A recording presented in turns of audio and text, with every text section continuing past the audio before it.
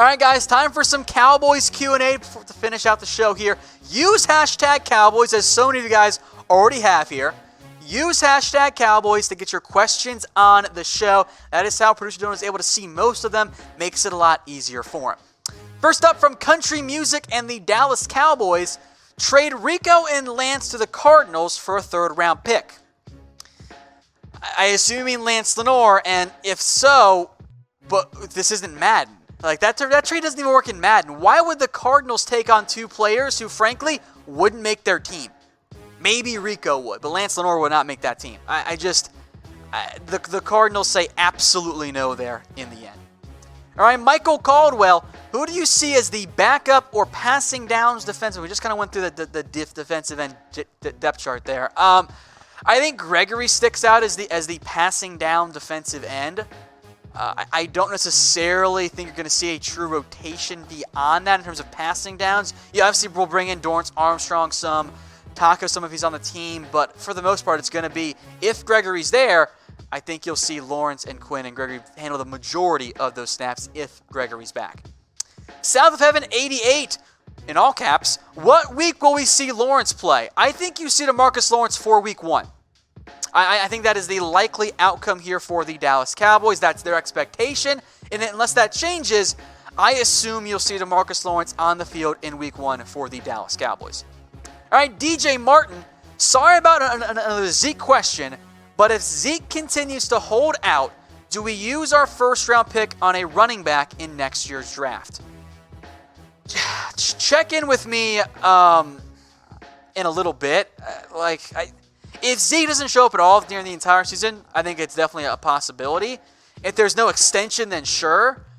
I don't know if it'd be a first-round pick. I think that kind of goes against the whole point of this, right? You don't want to pay a premium to a halfback because they're more replaceable. I don't think you need to spend a first-round pick. Second-round pick could make sense, and I'll make note, it is a really promising draft class at the running back position. So if you make it a top 60 pick and Zeke has not been extended, I think that could make some more sense. All right, Marco Jew, and then if we can get to the Jeremy Bramlett super chat, that'd be awesome. Reggie Davis versus Guyton versus John Vay Johnson. That's an interesting battle. I think only one guy makes it. I kind of rank it in reverse order. I just worry about Davis's lack of size. He's 170 pounds. That's so light. But all three guys have made plays. I will make note, though, training camp definitely skews more towards receivers in terms of being able to have more success because you're not always in pads. It's not a true game scenario. You're running against other backup defensive backs, so it bodes better for receivers. Either way, I don't want to take away from Davis and Guyton and John Vay Johnson. Reports I've heard so far, things have been pretty good for them coming out of camp, and that's a very good sign for a team that definitely needs more speed. All right, next up here from the Ponsik Show, do you see the Cowboys signing Collins cheap next year and cutting Crawford next year too? If Maliek wants to sign cheap, and if he has a good year, he's probably not going to, but if he does sign cheap, I think that makes sense. I mean, you can cut Tyrone Crawford and save about $8 million next year and have no dead money beyond that $1 million total, so you cut him, save $9 million, one of that's dead money, and nothing pushed off beyond into the future. So if Collins signs cheap, yes. I'm not convinced he's going to be cheap. If he is, I'm open there, and I think Crawford, I kind of would expect that he's got one more year for the Cowboys, unless he wants to really take a pretty massive pay cut, which certainly is a possibility. All right, Anthony Meatball wants to know about trading for Melvin Gordon. What else are you getting? Because I assume you're shipping away Ezekiel Elliott too. So it depends on what else you get back from the Chargers. In the end, I don't consider a Zeke trade all that likely. It's one you should probably explore if it really does drag on. But the timing of a Zeke trade is terrible. He's very talented, but not that many teams need a back right now. I think you kind of do it in the offseason, not before camp, because you're just not going to get that much back. All right, Mankiller X22. Do you think Frederick will be the comeback player of the year? I hope so. Now, historically speaking, that award has been given to sexier position players like a quarterback or a receiver or a running back or a cornerback. But I think for the Cowboys in this year, Frederick is enough of a name on a really notable team that maybe that trend is bucked. And if Frederick plays all 16 games and is the guy that we know how talented he's been and we know who he is and we get that same guy, I think that makes a lot of sense. So my hope here is that, yes, Frederick wins Comeback Player of the Year. DeMario 84.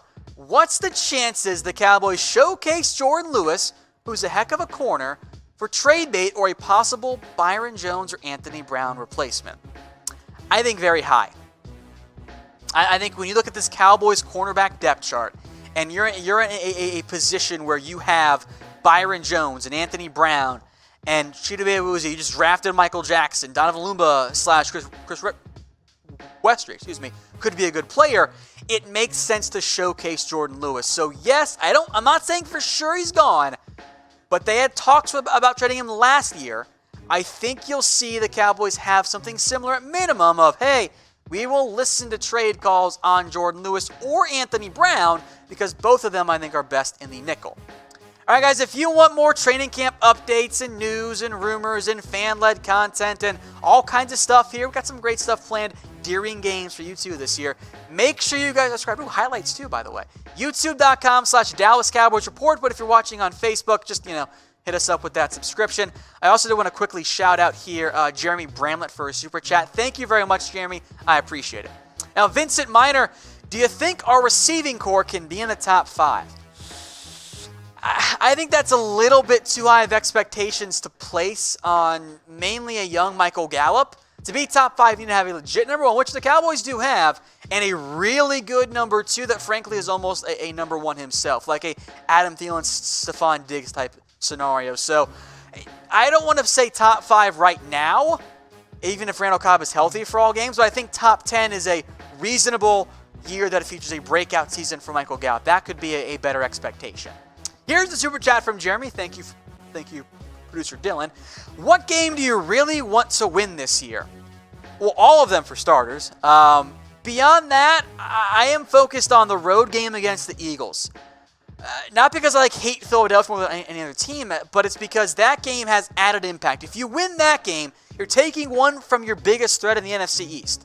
So, yeah, it would be great to beat the Saints and Bears and Rams because of the potentiality for playoff seedings. I want to make sure I beat the Eagles on the road, though, because that's one more game. That's almost a 2-game swing for you in the NFC East race. All right, from Hernandez, would Trysten Hill start this season? I think he can start. It requires, him to really get going. I'm not quite sure he's there, which makes sense. It's early August. He's not supposed to be there yet as a round 2 pick.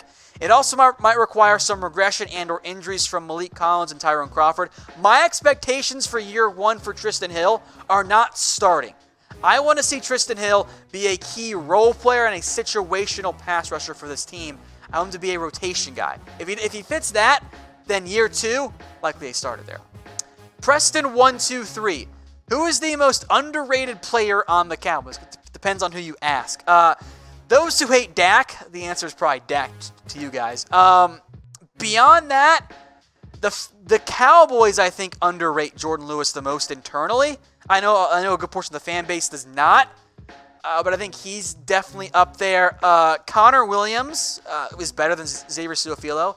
That's not a hot take. I have the numbers to back that up, but I think those are the guys that kind of come to mind for me at least. All right, Diehardcowboiz fan. How the safeties doing, or the safeties are doing good, I guess, but should the Cowboys get another safety? That is a spot to monitor. Let's see who gets cut entering camp. Let's see what else happens. If the Eagles might cut to Andrew Sendejo, I'd like that as a pickup. I think he's better than George Iloka. Played more for Minnesota last year. They're both on the same team. You want to monitor Eric Berry as well. I just don't know necessarily if the Cowboys are going to go out and trade or add a big-name player at safety. I think they might just kind of play the waiting game instead. All right, some shout-outs here from those of you who DM me on Twitter. I appreciate this all very much. David did it. Thank you. Edward Hand. Also, another hand, Vader's right hand, which I find funny. Nick K.O. Parker and Dan as well. Thank you guys all very much for DMing me on Twitter. All right, from next up here from Hernandez again. Should Dallas draft another linebacker in the 2020 draft and cut Sean Lee? A lot depends on A, how you feel about Joe Thomas, and B, how the Cowboys feel Christian Covington is growing. Sean Lee will be a free agent, so you don't have to cut him. He might just retire at that point, frankly, given his age and injury problems. I would definitely look for a linebacker. It's not like a top 2, top 3 pick necessarily, but or to be top round 1, 2, or 3 pick, not top 3 overall. Then they're not going to be drafting that high. But I think it's a depth area you should target in the mid to late rounds. All right, NFC East Hub. Does Moore plan to call from the sideline? What other OCs do so? I need to double check. God, let me check, because I remember reading what the plan was there. I know he's going to be in in Dak's ear, which is going to be a big boost, because frankly, I think he absolutely needs to be.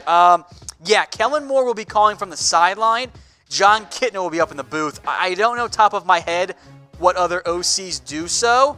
I don't think it matters all that much, but being on the sideline does make it easier to communicate. So I think that's going to be the main thing for Kellen Moore. All right, Seasar Garcia, let me slow down here. What are our chances of beating the Bears in Week 14? I mean, there's certainly a good chance there. That's one of the games that jumps out to me as this one's going to be a little bit tough. It's a road game in early December, so it's going to be cold there. That does bode well for both teams because they like to run the football. Definitely a good chance. I'll say like it's around 50% or something like that right now. But in terms of my projections, I haven't finalized yet, but I'm pretty sure I had the Cowboys losing that game.